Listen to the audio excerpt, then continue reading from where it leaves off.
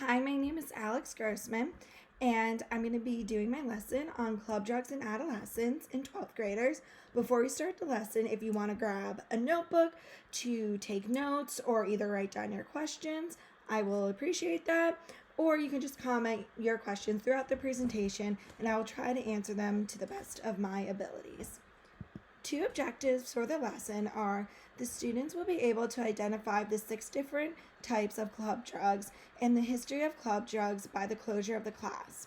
The students will be able to explain the different effects each club drug has on the body through an interactive class activity. Let's start with the history. So, club drugs are also called dancing club drugs. Club drugs came on the scene in the late 1970s during the disco era. These drugs would enhance the dancing, music, and essence of disco. These drugs included cocaine, nitrate, and quaaludes. The drugs we're associated with today were prevalent in the 1980s, where electronic music became more prevalent and raves started happening. Raves are all-night dance parties that are partaken in an abandoned property with electronic music. The promoters for these raves would also be drug dealers, and as they let people in, they would supply people with drugs. People who attended raves frequently were known as ravers. In the 1990s and early 2000s, rave culture and club drugs became more prevalent in mainstream society. So, going back almost a decade or more ago, this was a survey done by the National Household Survey on Drug Abuse, and it surveyed 18 to 25-year-olds, stating that 14.8% stated they used LSD in their lifetime, and 15% stated they used methamphetamine in their lifetime. Due to the increasing number of these drugs used in young adults, the RAVE Act came into play to limit the people using these drugs, and this prohibited an individual from knowingly maintaining, managing, controlling, renting, leasing, making available for use, or profiting from any place for the purpose of manufacturing, distributing, or using any controlled substances and for other purposes. The point of this was to limit raves and rave culture. So, here are the club drugs today. This includes GHB for hypnol, ketamine, MDMA or ecstasy, methamphetamine, and LSD or acid. So, these statistics come from Modeling the Future. I want to make a note that GHB, Modeling the Future, did not have any stats on usage of 8th, 10th, or 12th graders, and that Rohypnol did also not have any stats on lifetime usage in 12th graders. I'm just going to put up my pointer and show you that these are the stats that we are going to be focusing on throughout the presentation. The first drug that we're going to explore is LSD. So now we're going to talk about LSD, also known as acid. It's one of the most powerful hallucinogens, and you can develop a tolerance for it within 3 to 4 days after use. One of the most common ways to take LSD is orally through tablets. Within an hour of consumption, you start to feel side effects, and with 6 to 8 hours, the high lasts. So, some physiological effects include dilation of pupils, dizziness, increase of blood pressure, increase of salivation, higher body temperature, rapid heartbeat, muscle weakness, numbness, nausea, dry mouth, twitching, fatigue, and slight tremors. Some psychological effects include the drug alters perception, time, space, people, sound, depth, shapes, touch, and movement. Sometimes people have flashbacks after using LSD. This is when a user experiences the effects of LSD weeks, days later after usage. So, I noticed that somebody commented with a question on the PowerPoint, and it relates to people claiming that LSD help expands creativity. So, to answer your question, that is actually false. And let's relate it to a study done in your textbook. The study examined artists and their drawings. They found after the artists consumed LSD and drew that their artwork was actually disorganized and not up to par as usual. However, people have this misconception because of the fact that LSD combines the five senses. Now we're going to talk about MDMA or ecstasy. We are now going to discuss MDMA, also known as ecstasy. MDMA, in its purest form, is known as Molly and is both a psychedelic and a stimulant. MDMA alters a person's perception while enhancing their senses. It also has a reputation of inhibition lowers, which relates to sexual desires. The high can last between 3 to 6 hours, and it can also trigger seizures or convulsions due to blood clots, which eventually lead to a coma, which eventually leads to death. So, some of the physiological effects of MDMA are it elevates heart rate, blood pressure, and body temperature. The side effects are that it causes nausea, sleepiness, loss of appetite, depression, headache, hangover, jaw clenching, teeth grinding, muscle cramping, blurred vision, and panic. MDMA intoxication, some of the signs are alertness, muscle tremors, teeth clenching, hyperthermia, and blurred vision. Side effects can happen after a week of usage. This includes irritability, impulsiveness, aggressiveness, depression, sleep problems, decrease of appetite, decrease in interest, and pleasure from sex. So, MDMA today is very prevalent in music festivals, and we'll discuss this later within the presentation. Next up, we are going to talk about methamphetamines. Now we are going to discuss methamphetamines.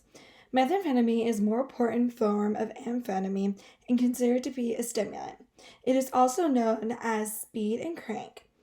A slang term is speed freaks, which is people who use methamphetamine over a period of time. Crystal meth is also another variation of methamphetamine. A term for this is ice, and that's when crystal meth is inhaled or injected.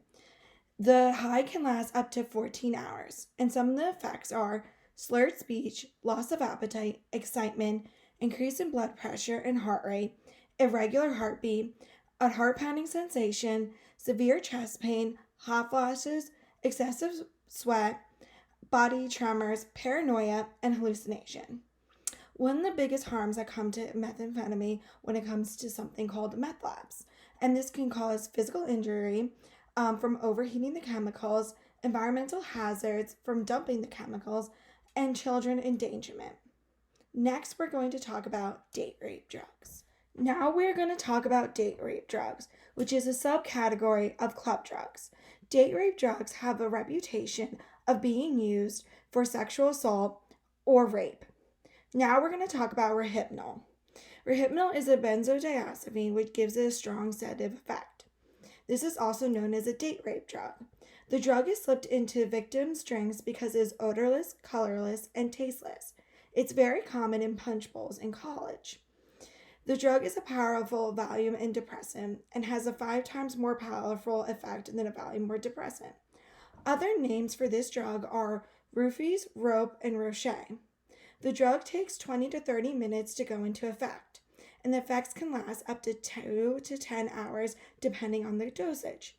Users experience amnesia, respiratory depression, or arrest, and discoordination. The next date rape drug that we are going to discuss is gamma hydroxybutyrate, known as GHB.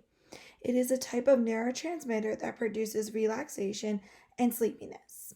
It is also known as easy lay, grievously bodily harm, gook, and gamma-10.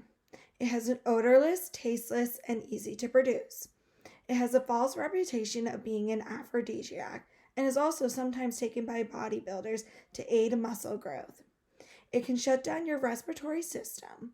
Some of the side effects include vomiting, nausea, seizures, hallucination, comas, and respiratory distress. Also, the user loses memory and consciousness. The last date rape drug that we're going to discuss is ketamine. Ketamine is a hallucinogenic drug. Street names for ketamine include Special K, Vitamin K, Super Acid, and Special LA Coke. It is largely used in veterinary clinics and is an injectable anesthetic. Ketamine, it can detach a human from pain, reality, and their environment. The trip lasts for 30 to 60 minutes and can be injected, snorted, or smoked. It increases heart rate and blood pressure, impairs motor function and memory loss, and causes numbness and nausea. When taken at a high dosage, it can cause delirium, depression, respiratory depression, and arrest. All right, I see that there's another student that commented with a question. Let me just pull it up so I can read it. All right, so this student asked, are there guidelines to avoiding these drugs or unwillingly taking these drugs? I want to reiterate, it's a violation of taking these drugs unknowingly and that it's not your fault. However, some people have created guidelines to help avoid these drugs. The first one is do not accept drinks from people that you do not know. All right? And the second one is know where your drink is at all times.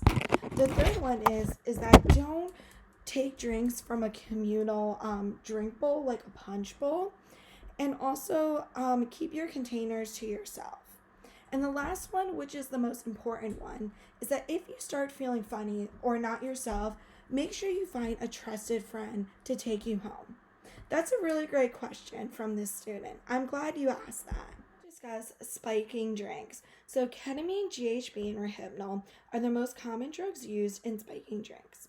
Just a couple of statistics to know.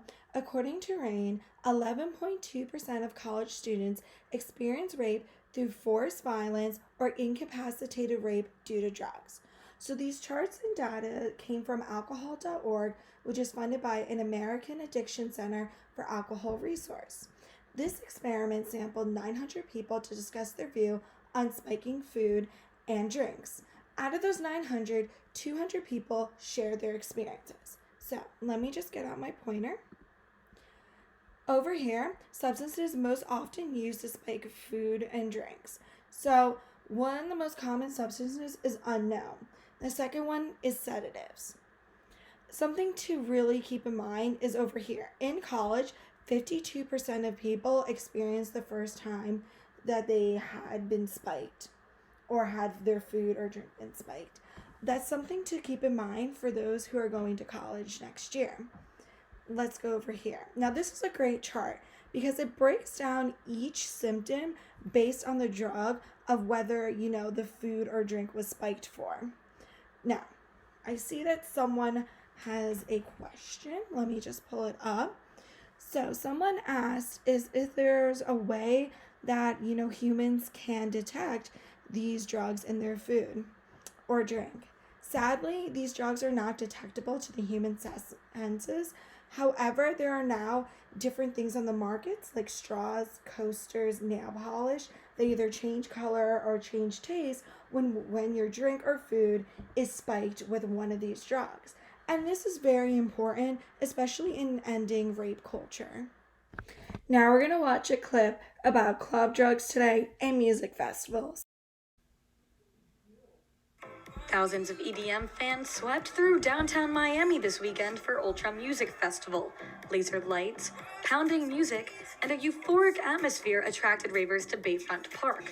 Lieutenant Freddie Cruz of the Miami Police Department says the festival is great for the city's economy. Brings people from around the world. Our hotels, our restaurants, they benefit from this. However, in the past, the festival has sparked concerns over safety. In 2014, gatecrashers pushed through a chain-link fence, trampling a security guard. In the wake of the incident, City Commissioner Mark Sarnoff fought to ban the festival. You're not employing best practices. Best practices do not allow you to bring non-ticketed people within a foot of where ticketed people are. The city commissioners voted 4-1 in favor of Ultra after organizers added additional security measures. The uniformed personnel around the event, undercover officers inside the event, and also uniformed officers inside the event. Drug use inside the event is a primary concern. Colin Fitzgibbon is the Florida campus coordinator for Students for Sensible Drug Policy. Prior to Ultra, he spoke to UM students about how to minimize the risk of drugs, specifically MDMA, commonly known as Molly. It's the same thing as, say, not telling people not to have sex, but saying if you choose to do that, use a condom or use other safe methods. Fitzgibbon urges drug education rather than the current abstinence approach. I would give it probably like a D+ or a C as far as a safety grade. Out of 67 arrests this year, 33 were related to narcotics. The most common offense was possession of Molly. If you do come to the event and you try to sneak in or use illegal drugs, you may suffer the consequences of getting arrested. But the consequences were much greater for the University of Miami community. In the wake of Adam Levine's death, many are asking, are these security measures enough? Reporting for UMTV, I'm Danny Dykes. Discuss the club drug scene today. Some of the biggest modern day raves are music festivals. It's estimated about 32 million people attend a music festival each year, and it's described as drugs or alcohol non-stop dancing plus sun exposure equals dehydration and a whole spectrum of other dangerous conditions. It's estimated that music festivals make about $4.5 billion each year, especially electric dance music festivals. During 2013 music festival seasons, there was a spike in hospital-related emergencies due to MDMA, or known as Molly. So, during this time, they also found a correlation between popular artists like Miley Cyrus, Rihanna, Kanye West, about how they also had a lot of songs that had to do with Molly. So, some people think there's a correlation with that.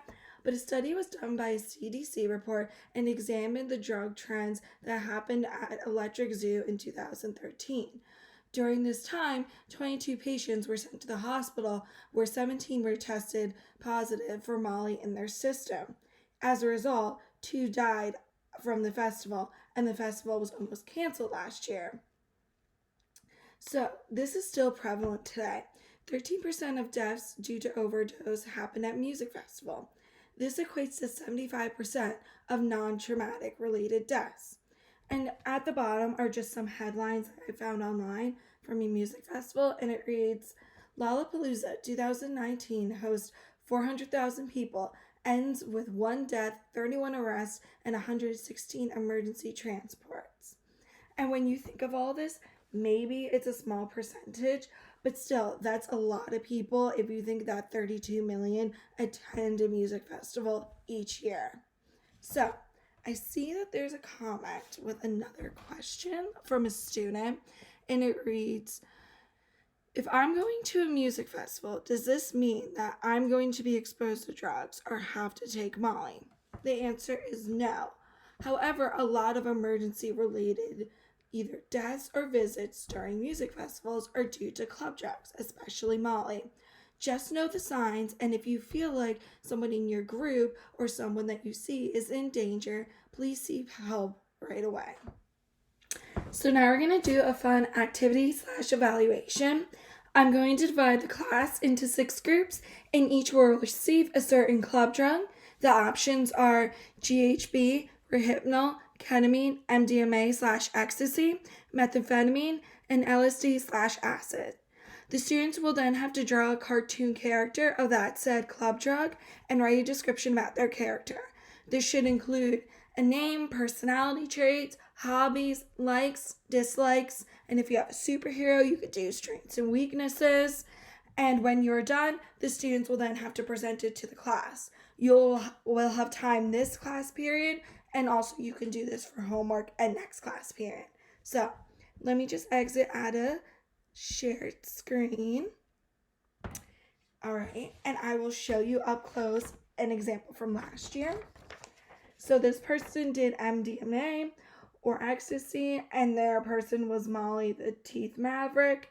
And some of her strains were that her jaw was super strong and her teeth can grind a car, because with Molly you have a lot of jaw clenching, teeth grinding.